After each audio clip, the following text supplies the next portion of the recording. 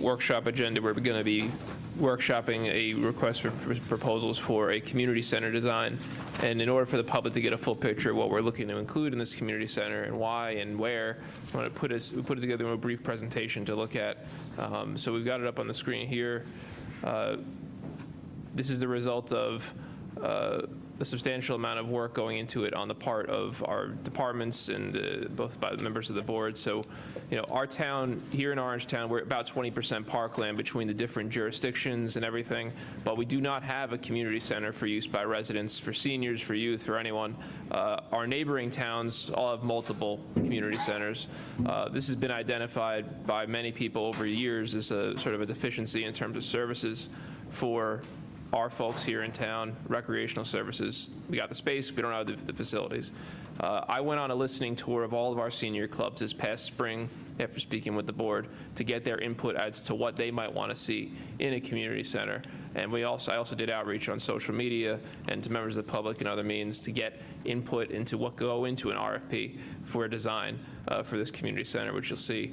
The town board, members of the board, and I also sat down with our Parks and Rec director, Eric, who put in input as to what he thinks would make sense in such a facility, since in the end, he would be supervising the facility and running it and moving his offices to it, which we'll get to. And that was all sort of put together into one document, which is going to be issued sometime in September after we vote to approve it next week. The idea to pay for this, the intent is not to pay for it with a tax hike, because if you raise taxes to pay for services, then no one's here to actually use the services. They can't afford to live here.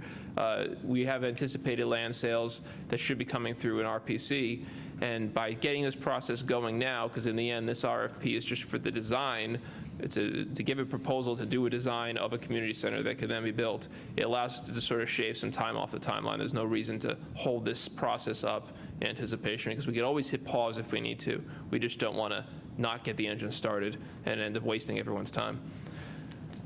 So these are the things that we're looking to include in this community center in terms of actual amenities for the community.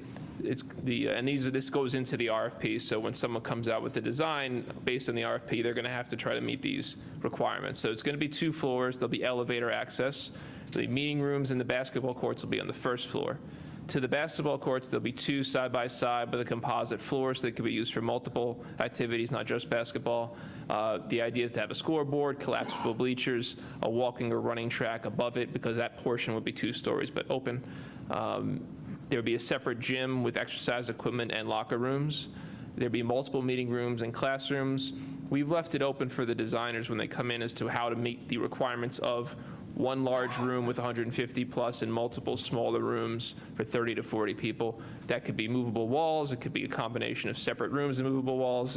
But the key is that you at least would have to have 150 people at once in one big room, or several different smaller rooms. It may be a shared space where the walls come in and out, or it may be separate rooms, but that's up to the people responding to the RFP to figure out, because it's not our expertise. There'll be a full kitchen accessible to all of the meeting rooms, ceiling-mounted projectors and screens for meetings and events and activities in each of these rooms. There would be storage space for both town equipment, which would be larger, obviously, because we have all of our rec equipment, and we've been providing some sort of storage space, locker size, so, large lockers for the senior clubs in our community. We'll be budgeting for 10 of those to allow the senior clubs to store equipment on site. Right now, our senior clubs meet, those of you who aren't in them, obviously, in separate locations scattered throughout the town. The idea is to give them a place where they could use it in a town facility as well. There would be a stage for use by kids and adults alike, a computer technology lab, a game room. The restrooms would be accessible both inside and outside the building. There'd be a family restroom and infant changing stations in all 3 types of restrooms, male, female, and family. And the paved lighted parking lot, which would include handicapped or easily accessible spaces beyond that, which is required by law, simply because we know that there's going to be a lot of seniors using it at one given time. We want them to have easy access into the building without having to go from a long distance or from an odd pitch on the ground. In terms of office space, right now the Parks and Rec department, the bulk of it, other than the maintenance section at least, sits in a small old house, essentially, on Veterans. Now, I don't know the historical nature of the house, but I do know it's very old and it's very uncomfortable and it doesn't fit everything properly. So they will be moving into the 2nd floor of this building, as their offices. And it does two things. One, it gives them more and better modern office space so they can have space for more of the part-time and seasonal employees who don't really have room to move around in their current space. But it also allows us to minimize the excess staffing needed to run this place, because there will be people on site pretty much all the time working there. The idea is that there would be expected to be one new hire along with the construction of this community center, will be an activities coordinator, and that position may be created by downsizing another excess vacant position in order to backfill it. It may be created and dealt with in the budget at that time in terms of just an additional position, but we don't have to cross that bridge until we literally have this thing built. So we're just planning on doing that in a revenue neutral fashion, whether through fees or through just shifting one position to that. And the building would have a key card swipe access system for both employees and users who want to use the facilities. In terms of location, what we were looking at after talking with Eric and with the community, we want to keep it centrally located so it's easily reachable by everyone in town from east to west. Obviously, if it's centrally located, it's more easily accessible to those in the center part of town, but it's a trade-off what you have to do. We're putting one in, not five, so we can't put them in every hamlet.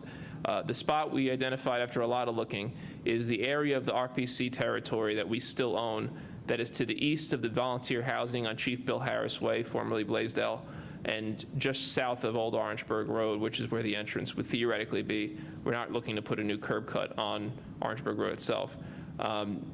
A few reasons beyond just the central location. It's also right near all of our major park facilities. It's just down the street from the soccer fields. It's across the street from Veterans, which is our other major facility. So our parks department will still be centrally located, not just in the town, but to all the major assets they have to manage as to do their job. Along with that, this is actually right next to two tennis courts that are in decent shape but have been abandoned by RPC. Those, as part of this project, will be reclaimed for use by residents. And again, they're right next to the community center as will be built and the offices, so there wouldn't need to be any sort of extra work done to supervise that space. We do have a few other companion projects that we're going to touch on but are not included in this existing RFP that we're going to be putting out. So like I said, we are going to be doing reclamation of those abandoned tennis courts. That's something they were talking about in the RFP, but it's not necessarily going to be, we haven't quite worked out whether it's going to be a component part or just to account for it when you do the design. We're looking to do a dog park. That space is not, again, the design of the dog park's not included. However, there is a reference in it to leave space to put in a dog park near the community center. So again, it can be supervised by our Parks and Rec department nearby. And a splash pad or a sprinkle park, you know, there's always talk of pool or no pool, but let's just kind of split the baby here and give a water recreational thing for our kids to use. There's a question as to whether in the end this would be near the community center or near the existing playgrounds on Veterans. Some of that will have to do with practical space needs and also then where you put the kids versus the animals. You don't necessarily want those two things interacting. So there's a good chance it'll end up on Veterans, but it's one of those companion projects we are looking at to go along with, but is not included in this current RFP. And in terms of a tentative timeline, today, August 7th, we're presenting the RFP in this presentation at the workshop meeting. The intent is to vote to issue an RFP next week. The pre-bid meeting, as currently in the RFP, would be September 12th, with responses due on October 24th. The rest is all approximate because it's not happened yet, but we would then evaluate the responses to get the full RFP, the full design done, which theoretically would be done by approximately the end of January of 2019. And then we'd be able to issue a construction RFP by the end of February, maybe early March of 19. And then hopefully in early summer of 2019, we'll be able to actually start breaking ground on this project.